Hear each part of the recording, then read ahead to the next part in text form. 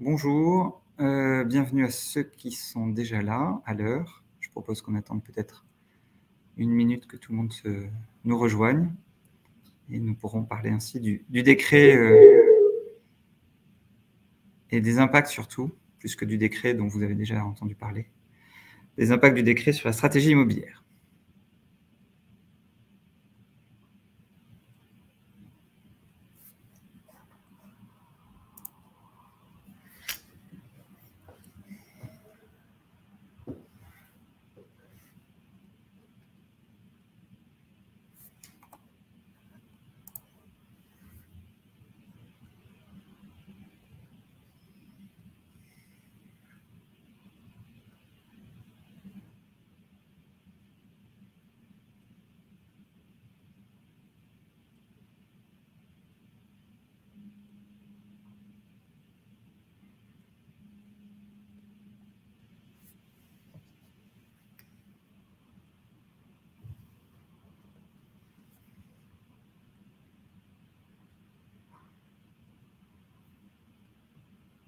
Bien, je propose que nous commencions, ça fera arriver tout le monde. Bienvenue, je me réjouis de passer cette demi-heure avec vous sur ce sujet ô combien d'actualité et passionnant, qui s'adresse tout autant aux propriétaires, aux locataires, aux propriétaires occupants, vraiment tout le monde de l'immobilier. En premier lieu, pourquoi ce webinaire, pourquoi Colliers? Par conviction, tout simplement, alors peut-être par opportunité, mais par conviction aussi. Colliers a vraiment une grande volonté et un grand engagement sur les questions RSE. En témoignent ces quelques logos qui signent nos engagements, à la fois EcoVadis, mais aussi la charte d'engagement pour la parité et l'égalité, le cercle des femmes de l'immobilier et la participation à l'OID, ainsi que la volonté de notre côté d'être neutre en carbone assez rapidement. Donc c'est vraiment un sujet que nous portons dans nos tripes et dont nous pensons qu'il sera le cas en tout cas pour nos clients. Voilà pour introduire rapidement ce sujet. Et juste rappeler aussi que ce webinaire s'inscrit dans une série qui est là pour montrer ce qu'on a envie de porter auprès de nos clients comme élément pour justement ces engagements RSE. Ça a commencé le mois dernier, je crois, pendant lequel on a présenté la fresque du collaborateur éco-responsable. Mardi, donc il y a 2 jours, l'approche bas carbone dans l'immobilier. Ici, un point plus technique lié au décret tertiaire. Et donc en prime, vous voyez ça, en septembre, nous parlerons de design circulaire. Tout ça, bien sûr, n'étant pas incompatibles les uns avec les autres. Il s'agit de sujets qui se combinent ensemble pour avancer. Voilà en guise d'introduction. J'organiserai le sujet aujourd'hui autour de 4 points. Rappeler le contexte et nos convictions plus particulières sur ce sujet. Quelques rappels sur le décret. Je pense aller assez vite parce que vous avez dû tous avoir pas mal de points sur ce sujet-là. On pourra revenir à la fin puisque vous pouvez poser des questions via l'interface si certains ont besoin de compléments. Je m'appesantirai plus sur les enjeux que ça implique et sur la façon dont on peut vous accompagner et donc la façon de résoudre les enjeux finalement, puisqu'on a essayé de s'y coller. Quelques rappels parce qu'il faut connaître le contexte. L'immobilier, qu'on le veuille ou non, est un lourd émetteur de gaz à effet de serre. Alors, le bâtiment premier consommateur énergétique et 50% de la consommation énergétique dans le bâtiment, c'est des énergies fossiles. Donc, on voit bien qu'on consomme du carbone. Mais les gaz à effet de serre du bâtiment ne se font pas que pendant l'exploitation, c'est aussi pendant la construction. Vous voyez juste à titre de comparaison, bien que, et grâce à l'énergie électrique, en France, l'immobilier n'est que 4e. ça reste quand même un gros impact sur les gaz à effet de serre. Donc, il est tout à fait légitime de se préoccuper de la consommation d'énergie, qui n'est certes qu'un des facteurs des gaz à effet de serre, mais un facteur important. On voit ça ici.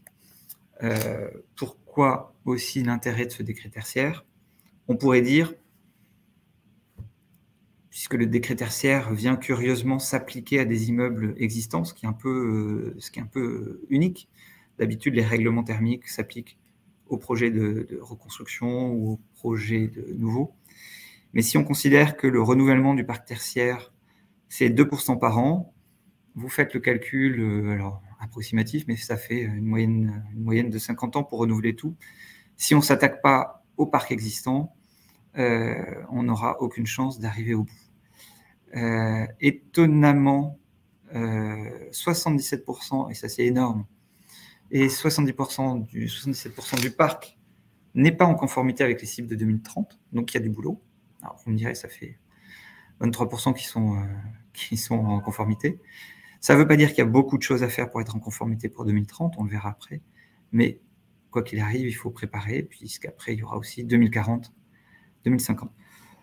Et comme je le disais, si 60% de l'empreinte carbone d'un immeuble, c'est sa construction, ça veut bien dire qu'il reste 40% sur l'exploitation. Donc, tous ces chiffres mis bout à bout, et principalement le premier, où on a un renouvellement très très lent, confirme que, aussi pénible, aussi saugrenu que cela puisse paraître de vouloir légiférer, d'avoir voulu légiférer pour modifier les immeubles existants, c'était nécessaire. Voilà, ça c'était le contexte. Certes, un contexte lourd, parce que le décret tertiaire n'est pas tout seul dans son genre. On a aussi son petit jumeau, le décret Bax, sur tout ce qui est GTB. On a aussi, qui concerne plus les investisseurs, la taxonomie qui oblige de flécher les investissements à droite ou à gauche de façon correcte. On a aussi la loi ENR qui va concerner aussi l'immobilier, les parkings, le renouvellement, les panneaux solaires, etc. La RE 2020, celle-là, on la connaît beaucoup mieux. Et puis les ZAN.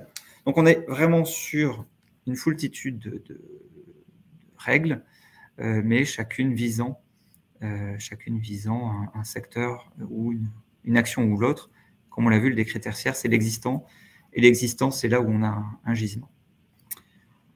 Quoi qu'il arrive, et là j'en viens à notre conviction sur ce décret tertiaire, en fait, ce qui est assez étonnant, c'est que on a l'impression, et notamment quand on voit les sanctions, on le verra tout à l'heure, que le législateur a créé quelque chose qui ressemble plus à un label qu'à une règle, puisque les sanctions sont assez peu fortes. Et a prévu le name and shame, donc le fait qu'on dénonce plus sur le marché ceux qui n'auront pas été à jour. Et donc pour nous, le principal intérêt du décret tertiaire, c'est de dire le marché va réguler tout ça. Donc on crée un label finalement imposé, je traduis dans mes mots, hein, ça n'a rien d'officiel, mais c'est le marché qui corrigera. Donc finalement, ça sera sans doute plus efficace. Et donc c'est là, bien sûr, qu'on va faire le lien avec la stratégie immobilière des uns et des autres, que ce soit pour les bailleurs qui devront montrer que leur parc est tout à fait correct, que ce soit les utilisateurs, dans la mesure où, d'une façon ou d'une autre, tout ça viendra dans les reportings extra-financiers pour ce qui est des sujets RSE. Donc voilà, vraiment notre conviction sur ce sujet, c'est que le décret tertiaire va devenir assez vite presque un prétexte pour faire évoluer le marché. C'est une approche plutôt amusante qui vise l'efficacité. Voilà, et ça c'est notre conviction forte, et c'est sur cette base-là qu'on a monté les enjeux. Je rappelle quelques éléments quand même sur le décret que j'ai introduit. Pardonnez-moi pour ceux qui ont déjà vu ça plusieurs fois. Son application est très large. dès qu'on a 1000 m² de tertiaire au sens large aussi, c'est-à-dire par opposition au logement, au secteur industriel secondaire ou au secteur primaire. Donc c'est tertiaire dans l'acception large et pas uniquement bureau comme certains l'ont imaginé avant que tout soit publié. Donc 1000 m² de tertiaire, ça vient vite, ça va concerner certes les bureaux, ça va concerner aussi tout ce qui est lié à l'éducation, tout ce qui est lié aux loisirs, c'est très large, et que ce soit le privé ou le public, il n'y a aucune différence là-dessus. Et ça peut concerner un bâtiment ou un ensemble de bâtiments. Le tout, pourquoi? Et c'est là qu'on est sur quelque chose qui vise effectivement uniquement l'existant. Le tout, pourquoi? Pour viser une diminution forte de la consommation énergétique, et c'est uniquement ce point-là qui est visé, la consommation énergétique des bâtiments existants, avec deux systèmes parallèles, soit une diminution proportionnelle, on prend l'année des références, alors normalement l'année de référence a été choisie par tous et toutes, même si on a eu un délai complémentaire, donc c'est pas encore fini.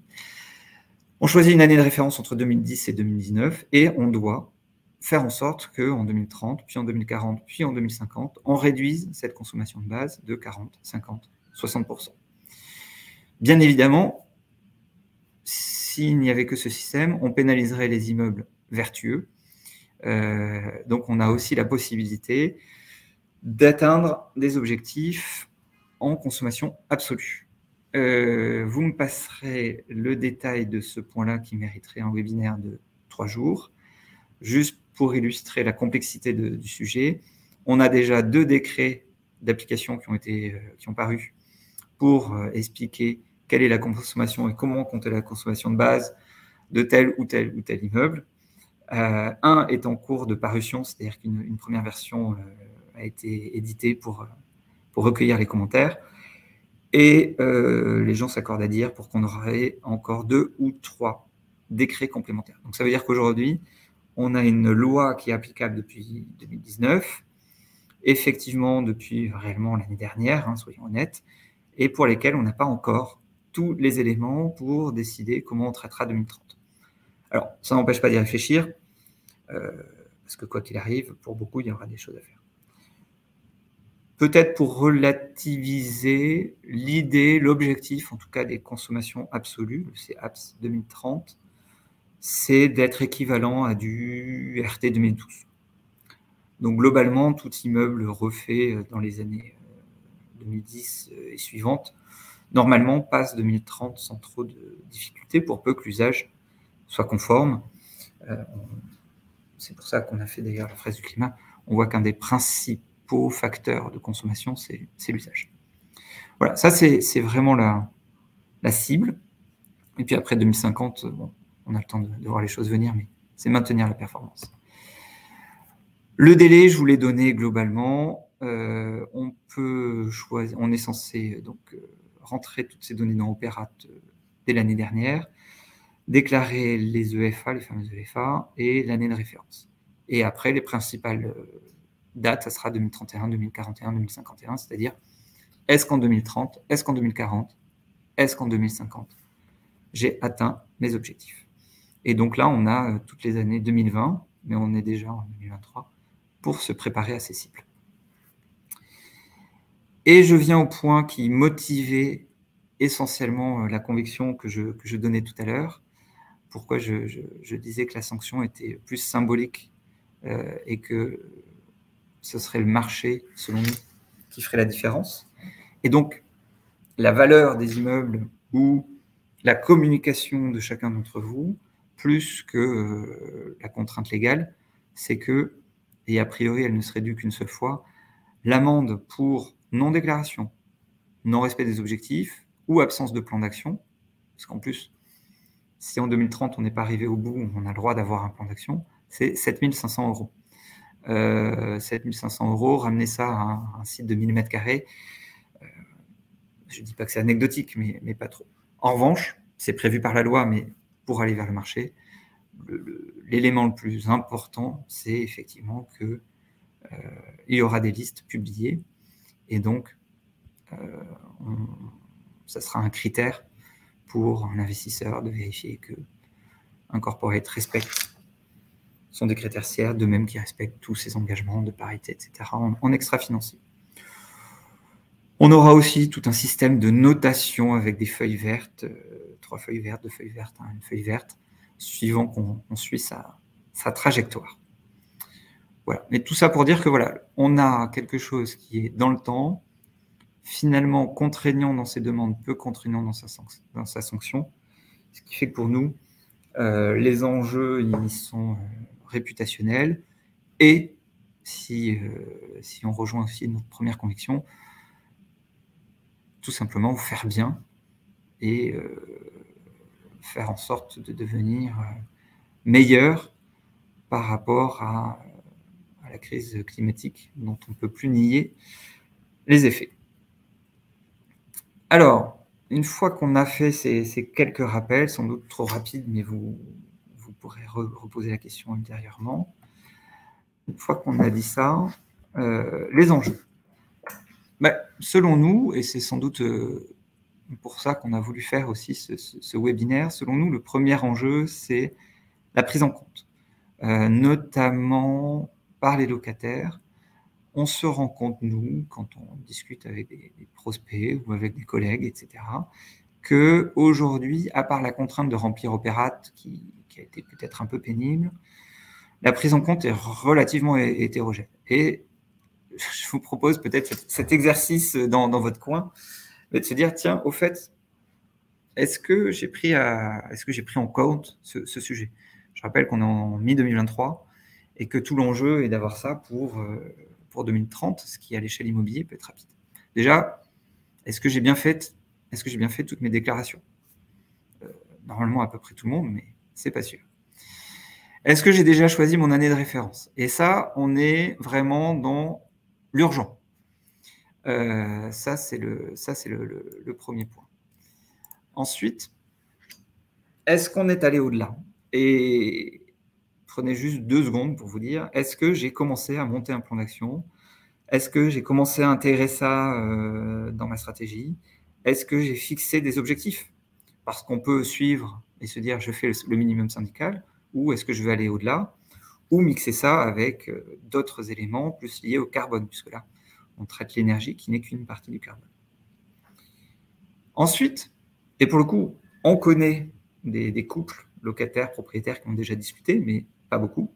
Est-ce que j'ai commencé, quand je suis dans une position de propriétaire ou de locataire, à aller voir mon partenaire pour me dire, ben, allez, on est tous les deux dans l'immeuble, on est tous les deux co-responsables, et à l'aune du bail, on n'est pas obligé d'aller inventer un nouveau document, mais à l'aune du bail, est-ce qu'on a commencé à réfléchir à un plan d'action commun? Une partie des actions, on en parle après, sont de l'ordre de la sensibilisation, sont de l'ordre de l'exploitation. Ce n'est pas forcément des travaux très chers, mais ça se fait à 2.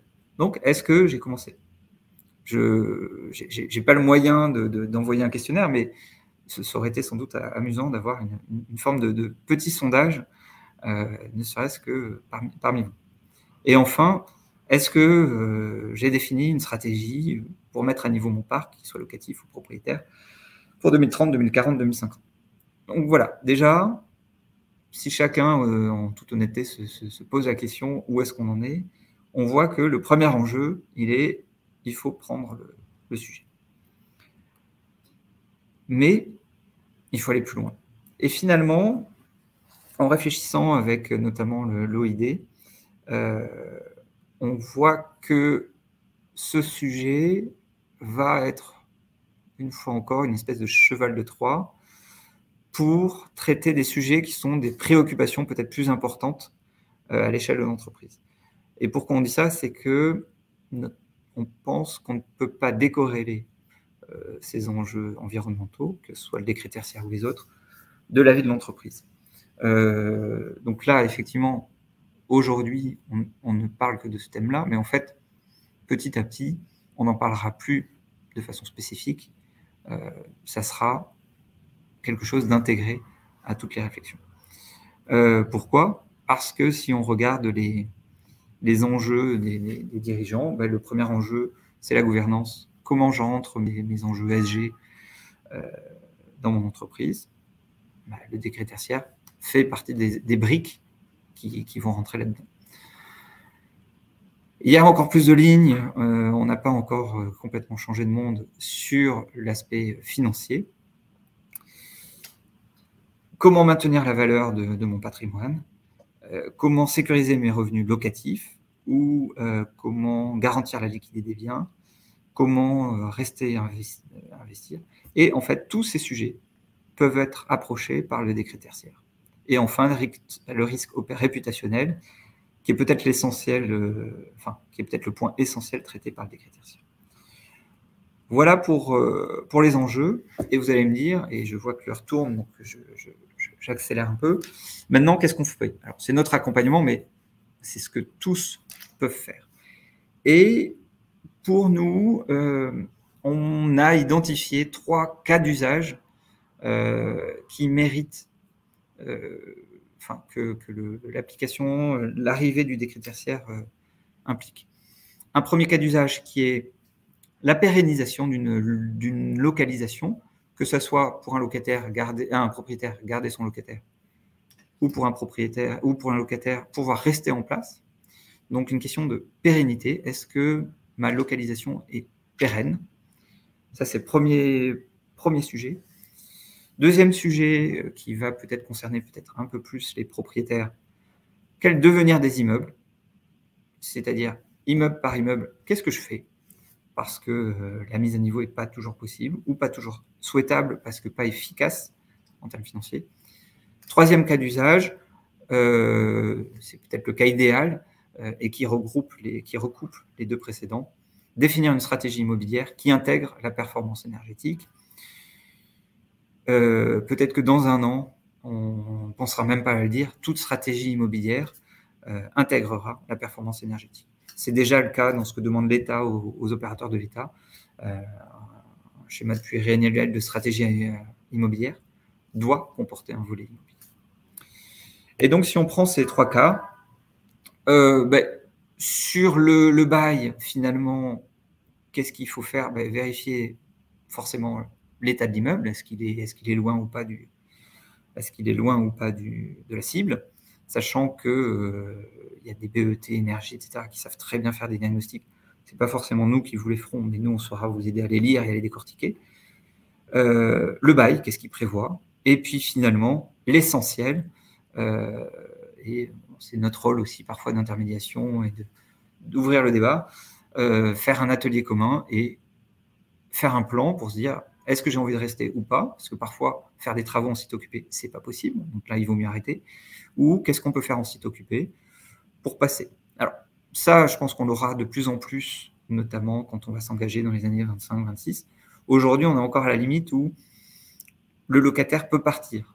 Mais il peut être de l'intérêt du propriétaire d'anticiper pour être en mesure de garder ses locataires. Donc, il y a beaucoup de choses à faire là-dessus. Puis après, négociation pour prendre en charge. Mais avant de négocier, il faut s'entendre sur un plan.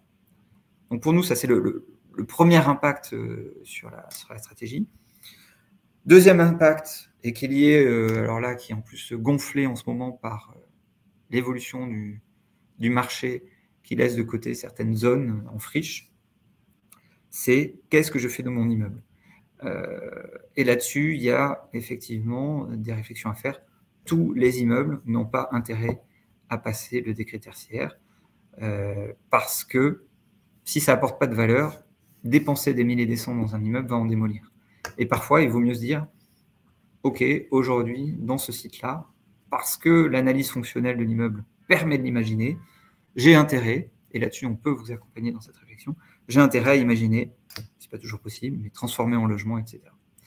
Donc ça, il y a vraiment beaucoup de sujets qui vont se poser sur le devenir d'un immeuble. Est-ce qu'il reste tertiaire ou pas? Et enfin, et qui englobe les deux derniers points, les 2 précédents points, définir une stratégie immobilière qui soit en ligne, on l'espère, avec la stratégie de l'entreprise, mais aussi avec les contraintes marché, tout ça pour voir comment, au cas par cas et globalement, on traite un parc. C'est-à-dire que la réflexion qu'on peut avoir pour un immeuble, Ce n'est pas la même que pour un parc, parce qu'après, il y a des questions d'arbitrage.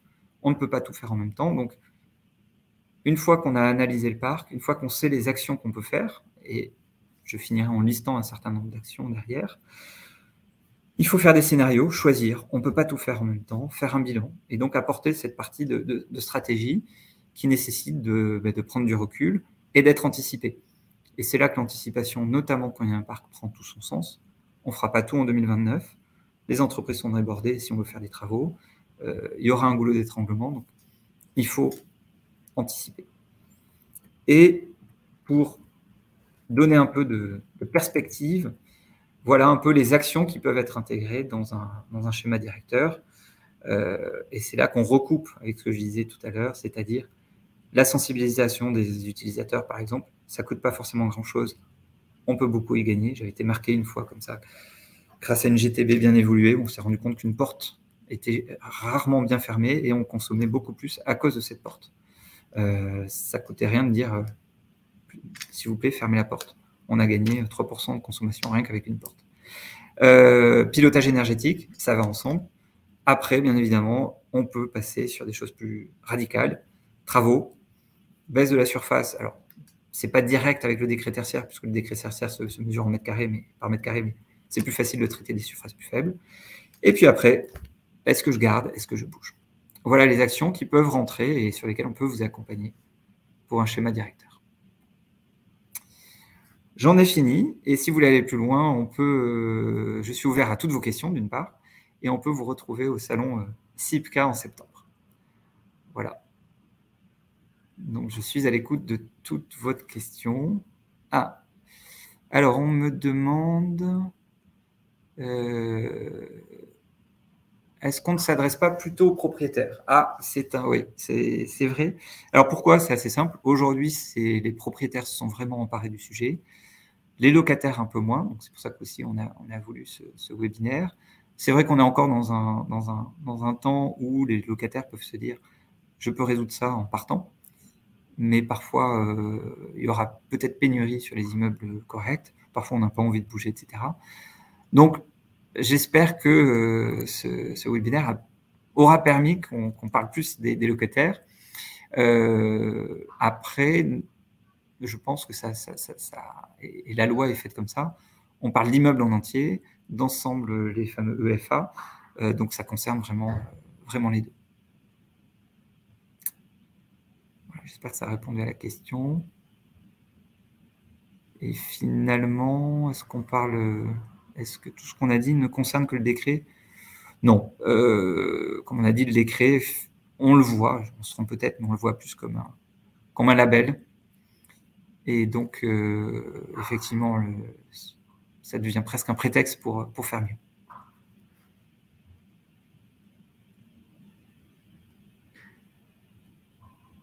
D'autres questions?